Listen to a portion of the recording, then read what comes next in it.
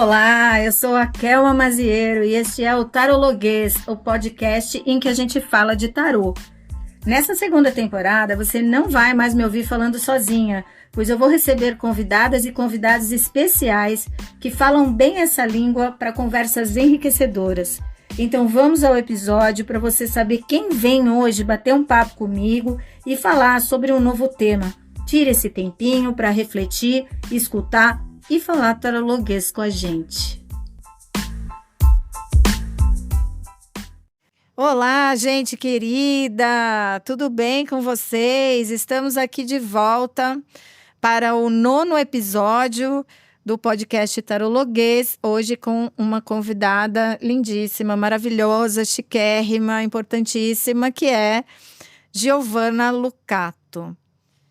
Giovanna, a primeira coisa que eu acho importante, assim, de falar, é que ela já estava na minha lista de pessoas que eu queria conversar. Eu tinha uma listinha, eu tenho uma listinha secreta de pessoas que eu quero conversar durante essa temporada e ela era uma dessas pessoas. Por quê? Porque acho que a Giovanna é uma figura importante, como eu falei, é uma figura relevante no nosso cenário. Acho uma figura sensata. Para quem não segue, siga, por favor. Ela sempre fala sobre assuntos relevantes. Recentemente, inclusive, lançou um livro junto com o Ney Naif, né, e o Juan, falando sobre tiragens. Temos aqui o livro, excelente, inclusive. Então, assim, Giovanna é convidada porque tinha que estar aqui, sem sombra de dúvida. Vou apresentá-la para vocês, vou ler aqui a apresentação dela e aí a gente já começa, já chama ela para o jogo aqui.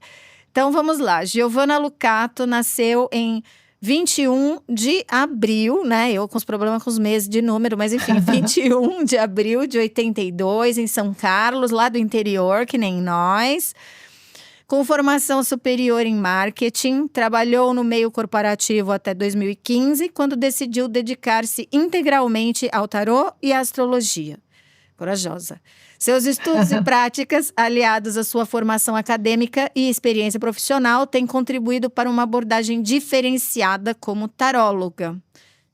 Para conversar com a Giovanna, escolhemos um tema muito necessário e que realmente eu acho que ela é a pessoa para a gente falar sobre isso, que é o repertório na prática do tarô. Então, seja bem-vinda, Giovanna. Nossa, que apresentação, né? Depois dessa apresentação, o que eu vou te falar? Obrigada, é um grande prazer estar aqui com você, que é uma pessoa que eu admiro muito, você sabe disso. Tive a oportunidade de dizer pessoalmente. E ser convidada foi uma surpresa feliz para mim. Então, muito obrigada pelo convite. E é um assunto que eu gosto de falar, porque eu acho que é um assunto que é preciso falar. Ter repertório, você ter vocabulário é um assunto que a gente precisa discutir e falar cada vez mais. Eu acho muito importante falar sobre isso. Total. E realmente, assim, para o pessoal que não sabe, eu vi um vídeo da Giovanna no Instagram e eu tava assim, ela tava lá na lista e eu sou dessas que, assim, eu falo, o tema vai aparecer, né? Ou às vezes eu já associo a pessoa a algum tema e aí eu chamo baseado naquela coisa. Mas tem algumas pessoas que eu tinha lá a lista e eu falava, bom, o tema aqui vai aparecer, ele vai aparecer. Aí um dia eu tô lá na internet, tô no Instagram, pá, a Giovanna aparece falando justamente sobre isso, a importância do repertório. Eu falei, cara, era um tema que eu queria falar e vai ser ela mesma. Então, o fato de ter visto você falando sobre isso, eu acho que dá também eu acho que dá um valor maior aqui para a nossa conversa, porque foi realmente uma coisa que eu estava esperando acontecer e quando aconteceu foi justamente nesse assunto, que é um assunto que você manda muito bem. Então, vamos começar lá do começo. Me fala um pouco como foi a sua trajetória com o tarô, que isso, cada um tem a sua e é sempre gostoso de ouvir. Nossa, resumidamente, assim, porque é uma história longa, eu comecei como muitos da nossa geração começou, né? Então, assim, com a banca de jornal, a gente procurando aquela revistinha. e não tinha material, era tudo, né, na raça mesmo. Nossa, não. Você ganhava um livro aqui, ganhava um... Só que era um material todo incompleto. Então a gente não tinha muito acesso, e ainda mais eu sendo do interior, tinha menos ainda, porque não tinha internet, né? Então eu comecei comprando na escola aquelas coisinhas de adolescente, vamos jogar, vamos ver se fulano tá gostando de mim, aquela história Sim. toda. E de repente eu me vi envolvida com tarô, assim, eu falei, gente, é incrível isso. E aí mãe quer saber, e tia quer saber, primo quer saber, e eu fui. Então assim, começou muito cedo, eu devia ter por volta de uns 13 anos, daí foi até uns 18, porque eu acho que todo mundo, a gente tem uma relação de amor e ódio, né? A gente Sim. tem aquele período que a gente se apaixona e depois tem aquele período que a gente solta. Sim. Passou um tempo, eu deixei de lado, fui fazer faculdade, fui estudar, fui trabalhar, né? Enfim. E aí eu falei, eu queria voltar a fazer, mas só que eu queria fazer curso. Eu falei assim, mas será que tem curso de tarô, né? Já aqui em São Paulo. Daí fui para o Centro Cultural Esotérico, né? Da Luísa Papaléu. Também já Jura? Não sabia que começou lá. começou lá com a Luísa Papaléu. Que legal. Daí um belo dia, cheguei lá, assim, e foi muito doido, porque eu cheguei e falei assim para ela, eu me sinto tão cansada quando eu jogo tarô, você também não se sente? Ela me deu uma surra de realidade, porque ela falou assim, eu não tenho nada dessas coisas. Porque eu fui carregada daquele misticismo, daquela coisa doida de... Sim. que a gente, né, que escuta até hoje. Sim. E daí depois eu cheguei para ela, depois de já fazendo curso com ela, comprei o livro do Ney e falei assim, olha, você conhece esse livro? Eu achei ele tão interessante. Ela falou assim, claro, inclusive ele vai vir aqui a semana que vem. Olha isso. Daí começou esse trajeto, esse processo também de aprendizado com o Ney. Então eu comecei com a Luísa e segui com o Ney e vou fazendo cursos porque a gente estuda sempre, se recicla sempre, e tô aí até hoje. Escrevi o livro depois, bem resumidamente, tive a oportunidade de escrever o livro com o Ney e o Juan, Sim. e foi assim que eu comecei. Muito bom, né? E a experiência de escrever esse livro deve ter sido incrível. Como é que se escreve a 3 um livro? Como é que foi para vocês isso? Olha, é uma experiência incrível, porque o que te falta, você encontra no outro. Ai, que legal.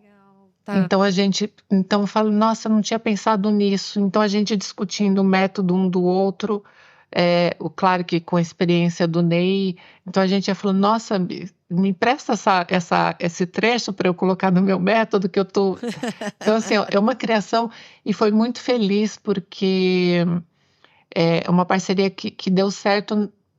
Porque tem amizade ali, né? Então, assim, não teve competição, não teve nada disso. Foi só o intuito de querer entregar um material que realmente ajudasse as pessoas. Sim, e necessário.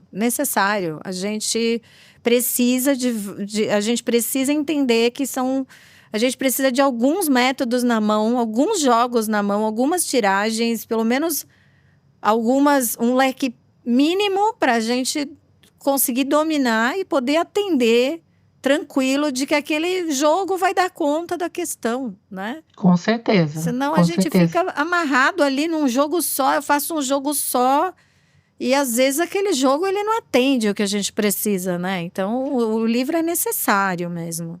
E essa era a ideia mesmo do livro, de trazer essa diversidade de perguntas, porque muitas vezes a gente não entende o que o consulente quer dizer. Sim. E o consulente não sabe perguntar. Exato. Então esse livro ele veio para meio que suprir essa necessidade que eu sentia também nas minhas consultas, nos meus atendimentos. Sim. Enfim. Maravilha. Não, maravilhoso. O livro, se quem está ouvindo a gente não comprou, compra. Vale a pena. É livro necessário, útil, entendeu? Vai além ali de...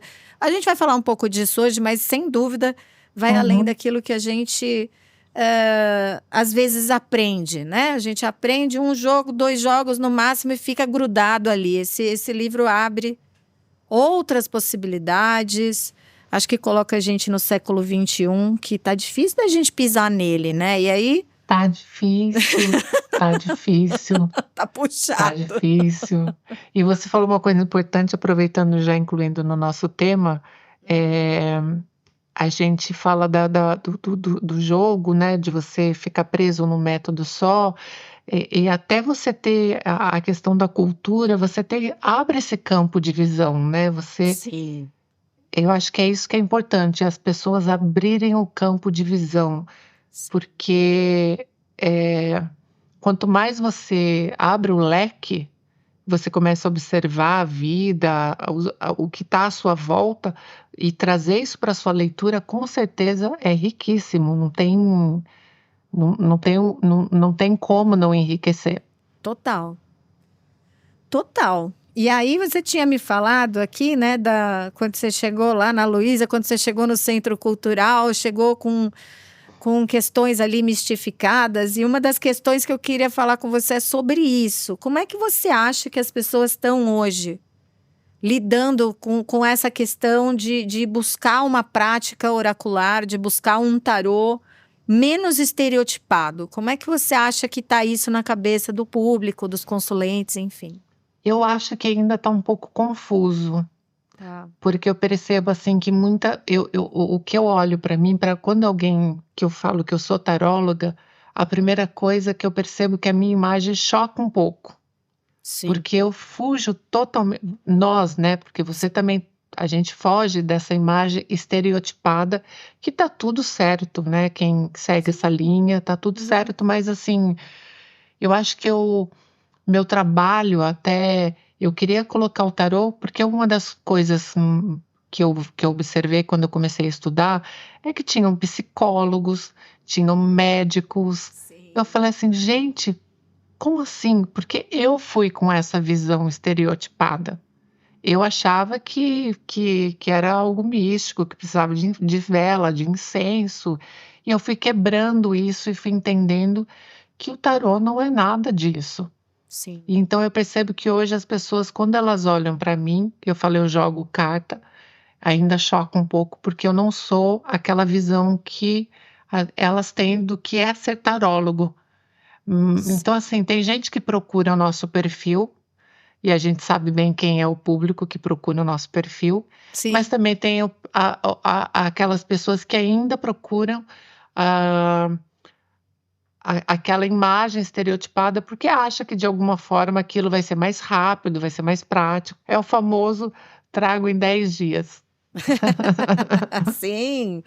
É isso que eu até ia acrescentar. Você falando, eu pensei exatamente isso, porque às vezes a pessoa busca no visual, na indumentária, isso, né? O chapéu da bruxa, o chapéu do mago, enfim, a vibe da cigana e toda aquela coisa, mas às vezes ela procura o discurso Uhum, estereotipado, é isso que você falou, é o trago em 7 dias, em 10 dias, não sei, entendeu? Venha ver a sua energia, venha, enfim, coisas que, exatamente. né, que você fala, né, não precisa mais ser assim. Nada contra quem faz, mas a questão é que não é só sobre isso, né? É, claro, eu acho que muita gente ainda procura a solução para os seus problemas, né? E Sim. muitos ainda vendem a solução para os seus problemas. Sim. E a gente Milagres, trabalha né? de uma forma muito diferente, a gente trabalha de uma forma muito mais de autoconhecimento, da pessoa enxergar o que está causando problema para que ela possa, dali, caminhar com suas próprias pernas sem depender de ninguém. Claro, claro, claro. E o estereótipo ele passa por isso tudo também, né? E aquilo que a gente comentou agora no começo. Pisar no século XXI não tá fácil, não tá muito simples. A gente percebe que a gente ainda está trazendo muita coisa do século passado para cá. E aí, quando eu falo século passado, principalmente a metade do século passado para cá, Uhum, onde essas coisas eram muito mistificadas, porque teve ali o seu sentido, principalmente nos anos 80, nos anos 90, né? Que você era pequenininha ainda nessa época, né? Mas você deve ter pego muito desse clima, do tempo dos duendes, dos gnomos, enfim, do tempo onde teve um boom esotérico. Aqui em São Paulo foi absurdo nessa época o movimento esotérico. E ele ainda se manifesta no imaginário E a gente já está, ó, segunda década do século XXI, mas isso ainda é muito presente, É né? A muito gente tem muito presente. trabalho.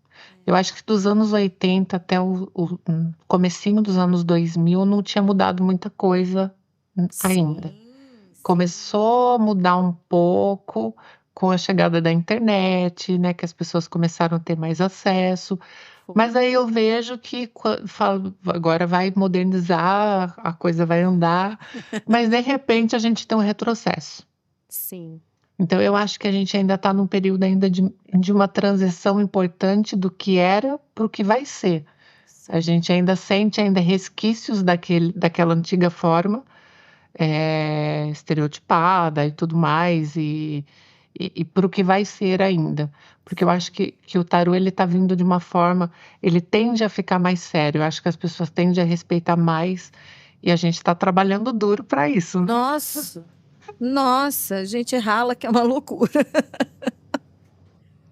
E aí, nesse sentido, é uma pergunta que de vez em quando eu faço. Eu não faço todo o episódio, mas sempre que dá eu tento fazer, que é: você acha que tem ainda muito preconceito em relação ao tarô, em relação à prática oracular? Como é que você acha que está essa questão do preconceito do público?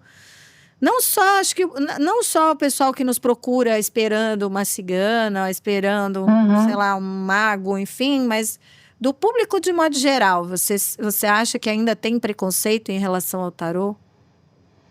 Eu acho que ainda tem um preconceito muito grande, eu acho. Eu vejo isso até rapidinho, teve um caso que eu fui atender uma médica, eu fui no consultório dela e eu entrei, provavelmente todo mundo que me visse ali ia achar que eu era uma paciente, né, porque eu estava vestida normal. Sim. E ela pegou e falou para mim: "Nossa, entra aqui, deixa, imagina se o pessoal imagina ou descobre que eu tô com uma taróloga aqui na minha sala". Eita, rapaz. Aquilo me deixou e eu sempre saio pensando, porque assim, eu acho que as coisas mudaram, mas quando a gente sai desse nosso eixo, desse nosso meio, que ele está ficando cada vez mais amplo, Sim. né, porque a gente está tendo contato com muito mais pessoas, mas quando a gente sai desse meio, eu acho que ainda tem esse preconceito no sentido, eu vou, mas eu não vou falar para ninguém. Eu Tá, consulto, mas eu não vou falar para ninguém. Então eu acho que ainda tem um preconceito das pessoas. E tá. também eu percebo que tem muito preconceito dos próprios tarólogos, que tem esse medo de dizer: "Eu sou tarólogo, eu jogo cartas, eu estudo tarô", enfim, eu acho que tem esses 2 lados. Sim. Exatamente, concordo muito. Eu também percebo isso, porque eu hoje não vejo muito como fugir, sabe? De não falar a minha profissão. Durante alguns anos eu falava: eu sou terapeuta holística, porque era qualquer coisa ali no rolê, entendeu? Não porque eu seja contra terapeuta holístico, pelo amor de Deus, que tudo que a gente fala vira problema, mas porque na época eu usava o termo, eu era afiliada do sindicato mesmo e falava: terapia holística, só para não ter dor de cabeça. Depois Uhum. de uma certa fase, eu falava: gente, não tem nem sentido mais, porque é o meu trabalho há muito tempo, assim, é uma coisa que, assim, eu comecei a me sentir me traindo mesmo. Aí é que eu percebi o preconceito que eu mesma tinha em relação à situação, que foi o que você acabou de mencionar, né? É, mas eu passei por isso também. É muito louco, né? Engraçado que às vezes eu estava em algum evento com meu marido, e as pessoas perguntam, né: "E você, o que que você faz?" Ai, ai, ai. Meu marido, ela é taróloga, todo orgulhoso. Eu falava: "Em casa a gente conversa", eu pensava: Menos orgulho, menos orgulho. "Menos". Mas depois eu falei assim: "Caramba, ele tem esse orgulho da minha profissão, do Sim, esforço que eu faço para estudar, para ter conhecimento, e eu não tô tendo". Então eu sim, acho que foi aí que eu comecei a acordar e me expor mais. Eu não falava sim. na rede, eu tinha essa dificuldade de falar: "Eu sou taróloga", e hoje eu vejo que tá tudo bem, é uma profissão linda, que Claro, cresce cada vez mais, claro. porque as pessoas buscam mais autoconhecimento. Sim. Então, eu acho isso muito interessante, que também tem esse movimento das pessoas estarem buscando autoconhecimento, se conhecer mais. Então, eu comecei a ter orgulho de falar: eu sou taróloga. E Maravilha. quebrar esses estereótipos que a gente começou falando, Sim. né? Quebrando e tá tudo certo. Se você gosta, tá tudo certo. Mas assim, é, a profissão taróloga é uma profissão séria, é uma profissão de muito estudo, de muita Puxa. dedicação. Como diz o Ney, a gente não vende banana. Exatamente. Precisa de especialização. E é muito isso mesmo. Acho que tem gente que tem, eu não sei qual seria o termo, vergonha, uma certa reserva, não sei qual seria o termo, né? Mas de falar, vou no tarólogo, vou na taróloga. E a gente mesmo tem. Eu acho que, sei, Giovana, eu acho que tudo na vida, todos os aspectos da vida que envolvem um preconceito muito enraizado, ele não some da noite para o dia. Às vezes a gente, Hum, quando vai olhar para isso, a gente vê que está lá na estrutura, lá no fundo, lá e que demora. É como racismo, enfim, é como outras questões.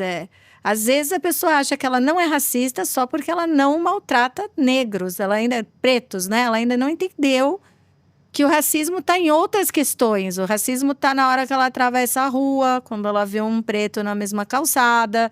O racismo sim, está na hora que ela estranha alguém preto dentro de um lugar chique ou um lugar sofisticado. E eu acho que, assim, aí eu estou dando o exemplo do racismo, que é um exemplo muito mais grave, muito mais pesado, claro. que nos marca nos atravessa de um jeito complexo no Brasil. Mas eu acho que o tarô vai nessa linha. Eu acho que mesmo que a gente vá aos poucos dissolvendo esses preconceitos, ele está infiltrado em alguns outros lugares que são esses lugares sutis. Da pessoa não querer falar que vai consultar um tarólogo, da pessoa achar bonito muitas vezes falar que isso é bobagem. Eu já Sim, vi tanto youtuber fazer isso, né? Falar, isso é coisa de canastrão para ganhar view, para ganhar like, para ganhar. E você fala, nossa senhora, assim, você percebe que o preconceito está num lugar ali que a pessoa nem se dá conta, né? ele não tem, provavelmente não tem conhecimento, né, É. da riqueza que é o tarô. Mas você falando também me veio muito forte a questão, obviamente, do preconceito, que ainda tem, mas a gente vive num país que é extremamente, que é cristão, na sua maioria, Sim. mas tem essa questão de preconceito religioso. Então, é uma mistura muito grande quando você fala sou tarólogo, parece que é uma religião assim obscura Isso, é uma e seita. é uma seita e a gente faz assim rituais e Isso. é uma coisa e quando você tenta explicar, e eu sempre tento explicar, nunca debater, para Uhum. quem me permite, eu nunca fico numa posição passiva diante de situações dessas, mas, obviamente, quando eu vejo que não tem diálogo, eu pulo fora. Mas eu É. escuto muita gente falando assim: "Nossa, mas eu não imaginava que era assim". Porque de repente vê que não é nada daquilo, que eu não preciso fazer rituais, eu não preciso. As pessoas confundem muito, muito, muito Muito. o que é ser tarólogo, o que é jogar um tarô. É verdade. É verdade. A gente tem muito trabalho pela frente, né? Mas estamos Trabalho de aí. formiguinha, mas estamos aí, firmes e fortes. Muito bem, agora falando sobre a questão da cultura, que é o tema principal de você estar aqui hoje. Me diz o que você acha, que papel você acha que a cultura, de modo geral, exerce na formação do tarólogo, do tarotista? Eu estava pensando, quando eu gravei esse vídeo que você viu, Hum. eu vim de uma semana muito intensa. Eu acho que Ney e o Juan, a gente saiu para ver filme, a gente viu, 3 filmes na mesma semana, assim. E eu vi a remasterização da Hora da Estrela. E eu não tinha nunca não li o livro ainda e fui assistir o filme, que foi ótimo eu não ter lido o livro, porque eu fui, né, Sim. neutra. E aquilo me deu um start, porque é a vida, porque o que que é você jogar carta? Quando alguém chega até você, o que que é isso? A gente está falando sobre o quê? A gente está falando sobre vida, sobre acontecimentos, sobre a existência, sobre felicidade, sobre tragédia. É uma complexidade que cada consulente é único. Sim. Então eu percebi a importância de você ter cultura. E cultura que eu digo é ter vocabulário. Então, quando você vai num teatro, você adquire vocabulário. Quando você vê um bom filme, você adquire vocabulário, porque você está vendo vida, você está vendo a vida em movimento. Sim. Então, assim, eu percebi o quanto isso é importante e eu quis falar naquele momento, porque você imagina, chega alguém até mim, eu não tenho vocabulário, e a pessoa chega para mim e fala assim: olha, meu marido me deixou, ou a minha esposa me deixou. Qual é a mensagem que eu vou passar para essa pessoa? Então, se você não tem esse vocabulário para construir, para conseguir transmitir o que o tarô está dizendo, talvez ele saia pior do que ele chegou. Vai ser uma tragédia.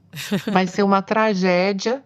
E imagina alguém que chega e fala assim: eu perdi alguém, eu estou desesperada. Então, assim, você tem que ter vocabulário para lidar com essas situações, que não é só uma consulta de tarô, não é só eu quero, ele vai voltar, ele não vai voltar, eu vou ganhar dinheiro, eu não vou ganhar dinheiro. Eu estou vendo cada vez mais as pessoas procurando um norte para a vida delas, uma coisa muito mais ampla, porque as pessoas elas estão perdidas.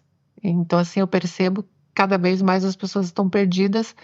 Então, a cultura ela entra exatamente nesse ponto de ter vocabulário para que a gente possa fazer uma leitura de acordo com a complexidade de alguns temas que vêm até nós. Perfeito. Até porque, pensando por aí, né, nessa linha de raciocínio que você traz, o vocabulário é também, em certa medida, a gente tá aberto a uma nova mentalidade, né? Sim. Não é? Porque, assim, realmente ficar reduzindo uma consulta assim, não. Né? Vai voltar sim ou não? Gosta de mim, sim ou não? Sei lá, vou ser demitido, sim ou não? Você reduzir a vida a isso é realmente, assim, você reduz o vocabulário e a sua mentalidade fica afunilada, fica uma mentalidade que vai ter muita dificuldade de entender as nuances das experiências de vida, né? Porque as experiências da vida não são preto branco, né? As experiências são cheias de nuances, não é mesmo? Claro, com certeza. E eu percebo também, Calma, que muita gente, isso é uma pergunta que com certeza você escuta, principalmente de quem está começando, que livro que você me indica? Eu ia Né? perguntar disso agora. Pode falar. O que livro você me indica? Você acha, eu já passei por esse processo, mas a gente vai procurando conhecimento, a gente vai evoluindo e tudo mais. Sim, Eu acho que estudar livro de tarô é fundamental. também acho. Eu acho você ter uma base, você ter uma literatura que você fale, essa é minha linha de trabalho. Eu acho que é fundamental você buscar conhecimento sobre o tema, estudar, Sim. reciclar.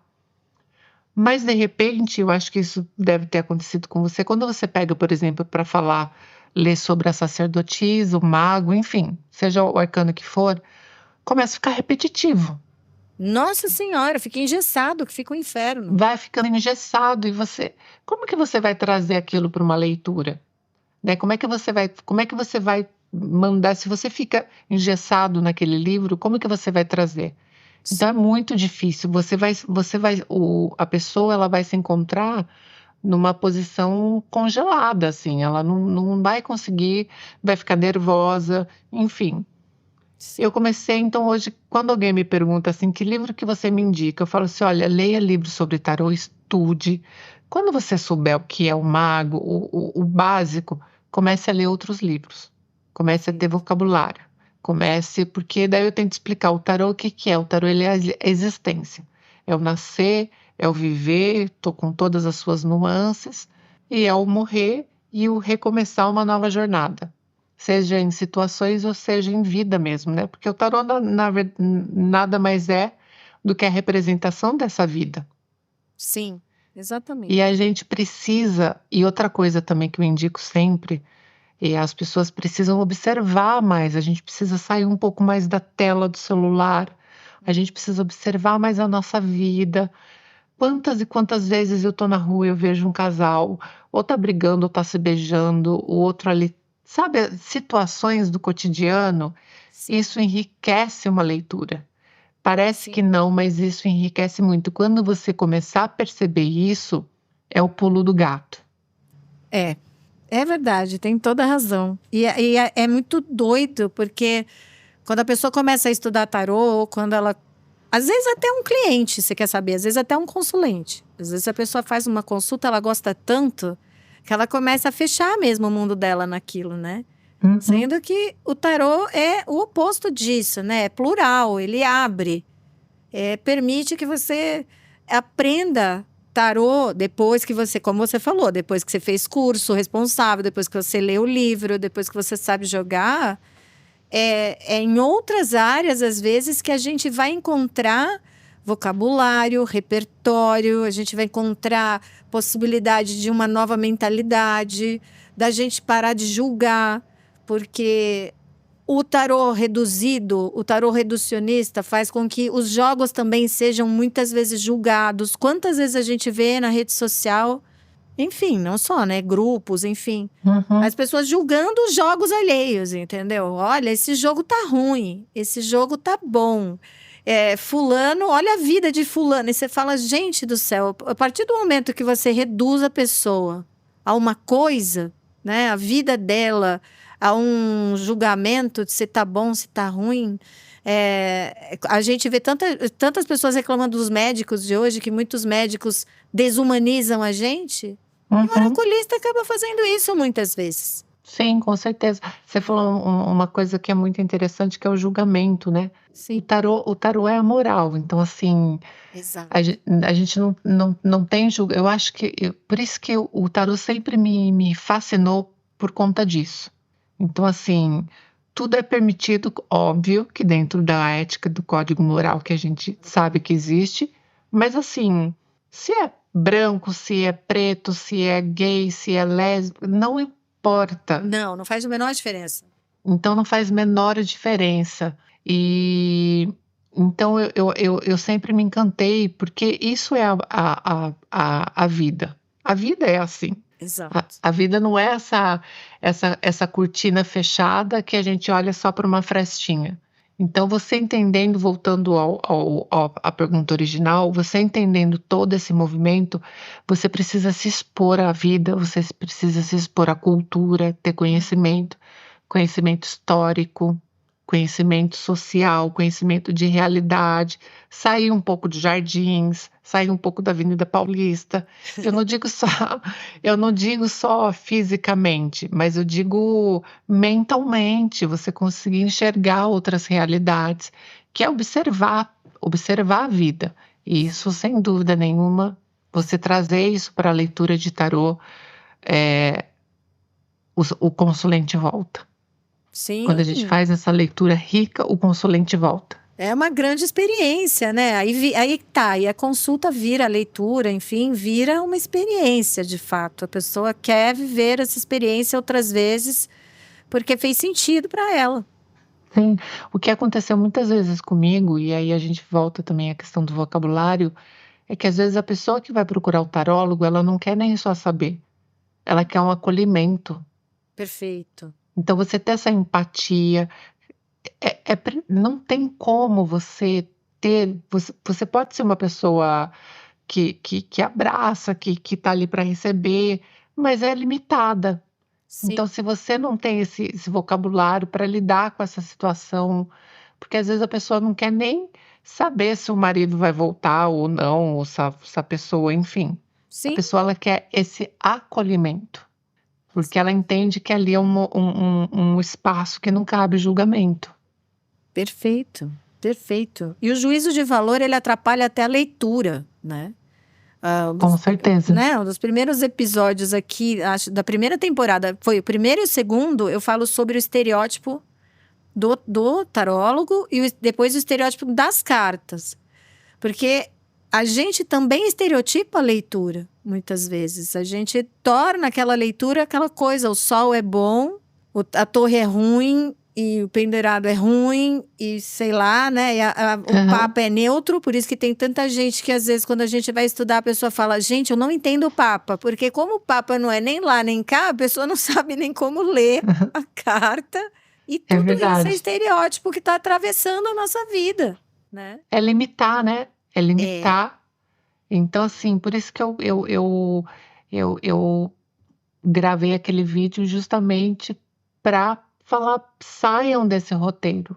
Maravilha. E a forma de você sair desse roteiro é viver, sabe? Observar a vida, é ir no cinema, ver cultura, enfim, ter contato com pessoas. É você viver porque você sai, porque você tem ali o significado do sol, o significado do Papa, que nem você muito bem disse, mas é engessado. E o contexto da situação? Perfeito. Então, como que a gente pega? Porque assim, quando o consulente chega até a gente e a gente abre ali o jogo, o método, seja o que você escolher, ele não é só uma carta. Ele está contando uma história e você precisa saber contar essa história com começo, meio e fim. Sim. É que nem você fazer uma redação. Você Uma tem que ter narrativa. começo, meio e fim, exatamente. Perfeito. Então é importante que a gente tenha vocabulário para passar toda essa complexidade dessa mensagem. Porque o Sim. tarô, até uma coisa que eu tenho observado, até quando você tira uma cartinha, um conselho do dia, aquelas coisinhas bem básicas, ele é complexo. Sim. Sim. Sempre é, também acho. Então, por exemplo, a torre, eu tiro um conselho da torre. Olha, cuidado, hoje pode acontecer alguma coisa, um imprevisto. Eu limitei aquela torre. Exato. Então, dentro daquele contexto, como aquela pessoa chegou até mim, sabe? Por que que aquela pessoa tá querendo um conselho? É importante a gente entender isso e isso a gente só consegue compreender com a prática, com a vivência. Então, assim, se eu pudesse dar um conselho e eu não quero me colocar no ponto de, oh, meu Deus, ela sabe tudo, jamais que eu tô aprendendo, cada dia a gente aprende um pouco. Mas vivam, observem a vida, observem a sua volta para trazer isso para sua leitura. Perfeito. Perfeito. Você estava falando aqui, eu até vim buscar uma. Olha isso, hein? Eu não sou daquelas que cita Jung, né? Porque já tive muito problema com muita gente me interpretando mal por causa do Jung, aí eu peguei um pouco de bode, então eu evito o assunto. Eu normalmente só falo do Jung quando eu tenho algum especialista junto comigo, que aí eu fico menos chateada, menos incomodada. Bom, nossa amiga Débora com certeza Exatamente. vai amar. É a própria, né? Ela tá na minha listinha também. E provavelmente, se tiver que falar dele, é com ela que eu vou falar. Porque acho que são esses especialistas que permitem que a gente possa dialogar sem ser mal interpretado. Mas Claro. vou sair aqui do meu... da minha regrinha pessoal de não falo de Jung para não causar. Mas aqui eu acho que cabe. Ouvindo você falar, me lembrou uma coisa que ele... que é uma fala que é dele, que é a seguinte: conheça todas as teorias, domine todas as técnicas, mas ao tocar uma alma humana, seja apenas outra alma humana. É sobre isso. Eu acho que você fecha bem a ideia do que eu queria dizer. A gente precisa saber se colocar no lugar do outro. Sim. Então, como que a gente sabe se colocar no lugar do outro? Observando a vida. É tendo empatia, né? Resumidamente, é ter empatia é muito importante. E eu vejo muita gente muito na preocupação, porque a gente fica desesperado. Eu passei por isso. Quando eu abri um livro de tarô, eu via cabala, eu via numerologia, e eu falava, meu Deus, sim. Como que eu vou? Para que lugar que eu vou? Como é que eu vou entender isso aqui, né? Eu me senti uma completa ignorante. Eu também. Eu falava assim, eu não tenho capacidade mental para ter todos esses conhecimentos para simplesmente aprender tarô. E de repente eu vi que tarô é a vida, é o cotidiano, é o acontecer, é o fato que está na nossa visão. Exatamente. E eu falei assim, gente, por que que eu estou procurando alguma coisa em livro, assim, tentando conhecer? Porque, assim, tem uma linha, claro que daí é um assunto mais complexo, mas tem uma linha cabalística, enfim. Quem Sim, segue depois você sim. pode procurar esse tipo de conhecimento, mas o que eu quero dizer é que o tarô em si é a vida. E a vida É isso você mesmo. não procura, você tem que observar para você entender esse comportamento e você vai ver que quando você sai deixa de ficar engessada nessa preocupação de ser um eremita, você começa a observar a vida e trazer isso para sua leitura, eu acho muito interessante. Perfeito, perfeito, e eu concordo total. Até ia te falar, você acha que cultura, e que essa cultura, inclusive, pode estar na arte, pode estar em outros lugares que não só no óbvio, principalmente, por exemplo, no YouTube, onde a gente vai correndo procurar uma resposta rápida, mas que talvez não seja tão simples assim. É isso? Eu acho muito interessante, né? Eu tenho ascendente em aquário. Tá. Eu gosto de tecnologia, eu gosto dessa interação com tecnologia e tudo Que é mais, incrível mesmo.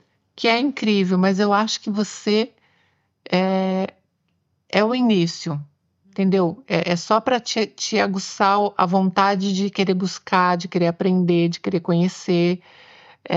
Eu vejo, a gente vê tanta besteira, e, e eu vejo o tarô assim de uma forma tão simples, tão complexa, obviamente, em toda a sua simbologia, mas de repente é como se fosse um funil, né?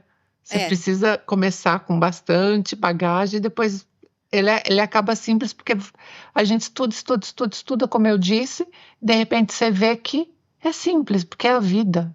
Então, assim, a- toda forma de cultura eu acho interessante, toda forma de cultura, desde você ver um quadro, você conversar com alguém, eu adoro conversar com as pessoas. sim. A gente já até discutiu uma vez, acho que você não se recorda, mas em viagem que a gente adora conversar, bater papo, Sim, sim. porque a gente trabalha com isso, né? A gente trabalha com a vida, então ouvir histórias, e não deixa de ser cultura também você ouvir outras histórias que não seja Total. a sua família, que não seja seus amigos, mas você imagina você ouvir uma história de uma mulher que é simples, e de repente ela te dá uma aula de conhecimento sobre determinado assunto e você, você volta com a cabeça assim, você fala, como é que pode? Ela, dentro da sua total simplicidade, sabe muito mais do que eu, que Sim. achei que eu era a espertona. Sensacional, é isso mesmo.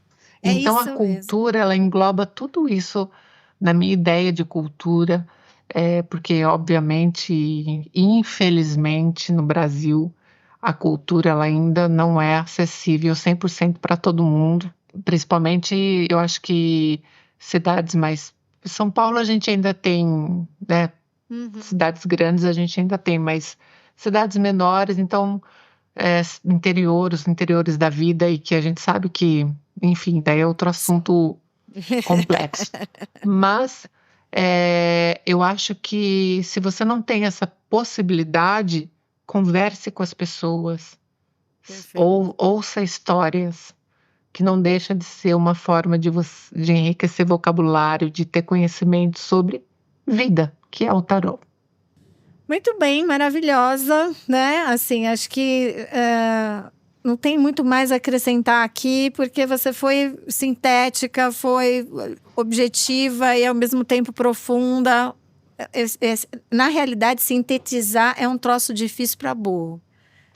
Então, quando a pessoa consegue sintetizar, é porque ela já passou vários estágios, né? A gente fala muito isso, principalmente quando no ambiente de pesquisa, em ambiente acadêmico, a gente fala isso. Quando a gente começa a sintetizar, é porque ali a gente já tem muita bagagem, tem muita informação, e aí o que você falou, vai afunilando e parece que fica simples. É porque a pessoa Sim, conseguiu passar pela tese, pela antítese, e a síntese para ela é uma coisa até às vezes é quase uma imagem, né? E fica uma coisa viva. Então, só me resta agradecer aqui de ter você nesse episódio, de poder ouvir você falar sobre isso. Eu sou 100% a favor desse pensamento. Estou sempre ali, inclusive em cursos e tal, colocando autores que são fora do tarô, e filosofia, e sociologia. Estou sempre levando para outros lugares, justamente porque acredito nisso. Acho que se a gente olhar nas imagens do tarô, a gente vê que aquilo é o retrato da realidade da Idade Média / Renascimento, né? Que foi uma mistura, e essa mistura ficou ali impressa, e ela dura até hoje, porque basicamente é um retrato de costumes, é o retrato da nossa realidade, dos nossos dilemas, das nossas dores, também dos nossos amores, das nossas alegrias. E você sintetizou maravilhosamente bem. Acho que até a ideia que você trouxe de que às vezes as pessoas buscam acolhimento, que uma vez num evento também, de novo, fui mal interpretada quando falei isso, mas era uma percepção que eu tinha de final de século, e que agora está ficando mais forte. Ouvir você foi muito bom, porque eu falei, olha lá, que ela pensa isso também, que é essa percepção de que o tarô vai no sentido do acolhimento. Às vezes a pessoa não está preocupada só em saber se no futuro ela vai ser feliz. Hoje muita gente está procurando saber como viver melhor. Sim. Né? E o tarô também entra aí. Então, não é uma apologia, não é, na verdade, um manifesto contra previsão, mas sim um olhar para a sociedade e as carências que a sociedade traz ali com os seus dilemas da época. Não, você falou uma coisa interessante, não é um manifesto contra a previsão, até porque a gente trabalha com isso. Exato, faz parte. Faz parte, mas assim, eu percebo que há um movimento das pessoas quererem se conhecer mais para poder, porque as pessoas elas estão, eu percebo que as pessoas estão cada vez mais perdidas, assim, sem direção. Sim. Carentes mesmo. Então, assim, quando eu digo que alguém chega, às vezes ela só quer falar. E você ter esse acolhimento eu acho que é um movimento geracional. Você falou muito bem da história do tarô, né? Então, assim, eu acho que o tarô ele evolui, a imagem permanece a mesma, mas a gente vai adaptando essa linguagem para os dias atuais. Exato. Então, é importante a gente ter esse olhar, assim, de adaptar para a nossa realidade de hoje, porque apesar de que algumas pessoas pensam que o tarô não evolui, não, o tarô evolui e ele caminha com o seu tempo. Exatamente. E eu percebo que há esse movimento das pessoas buscando mais acolhimento do que previsão. Claro que ainda tem a grande maioria das nossas consultas é preditiva, né, que as pessoas querem saber, mas eu percebo assim que é muito mais assim, olha, tô para comprar um apartamento, vai ser um bom negócio para mim? Você entende? Não é mais aquelas perguntas assim, olha, fulano vai casar comigo? Quantos filhos eu vou ter? Quantos filhos eu vou ter? Sim. Dá para ver aí? Sabe essa pergunta, dá para ver aí? Então eu acho que as pessoas, quando elas procuram um tarólogo, elas estão muito mais conscientes do que elas estão indo buscar. Sim. Nossa, eu acho isso total.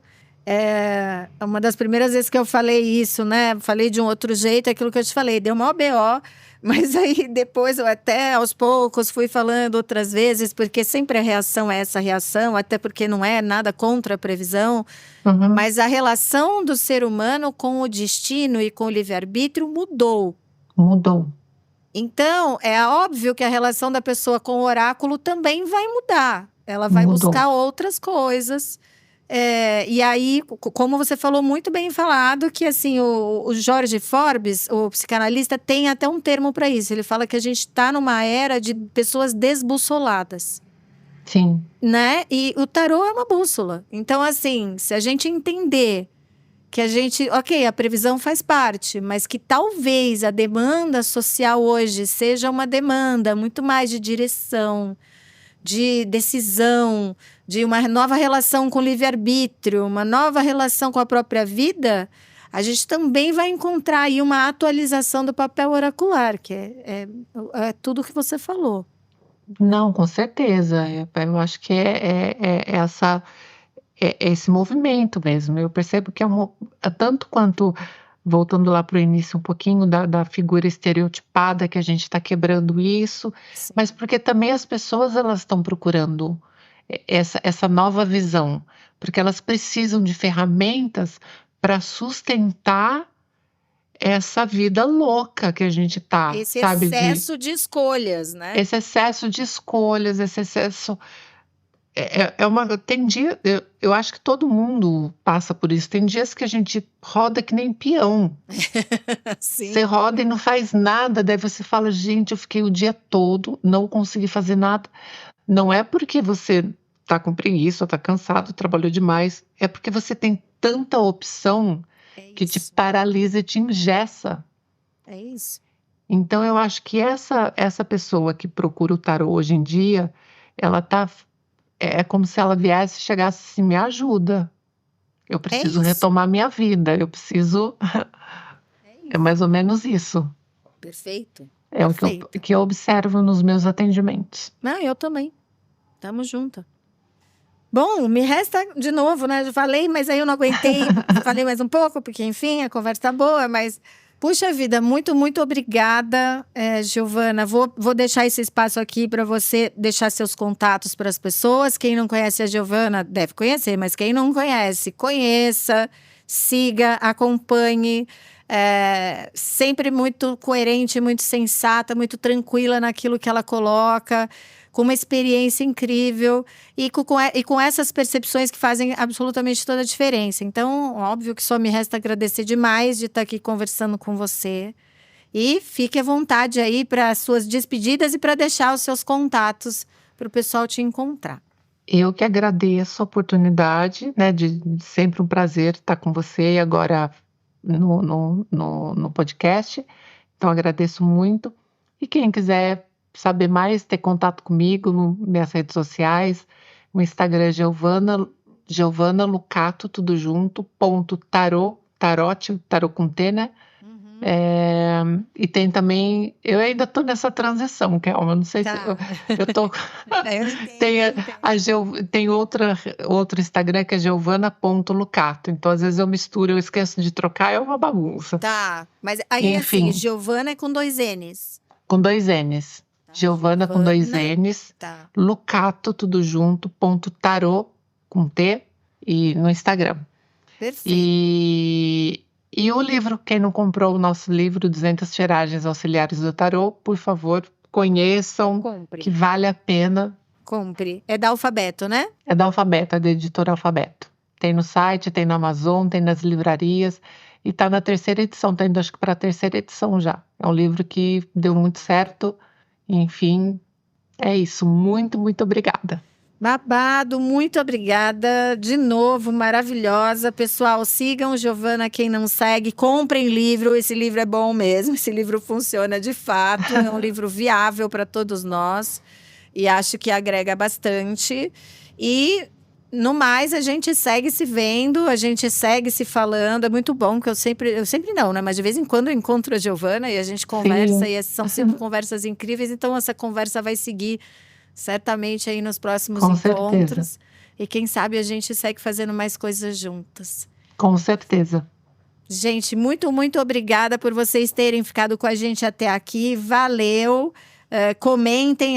Nossa, eu não estou acostumada a fazer esse babado, mas vamos lá. Quem quiser comentar, comenta. Se tiver no Spotify.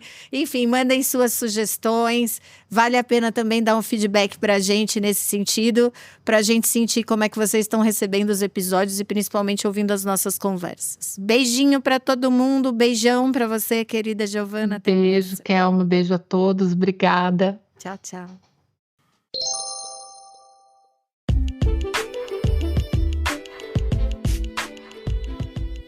Esse podcast tem o intuito de conscientizar praticantes, profissionais e interessados por tarô, e não se presta ao papel de ensinar, formar, criar ou ditar novas regras. Se você busca uma consulta de tarô, procure para isso um profissional confiável. E, caso deseje estudar ou adquirir conhecimentos na área, procure cursos responsáveis.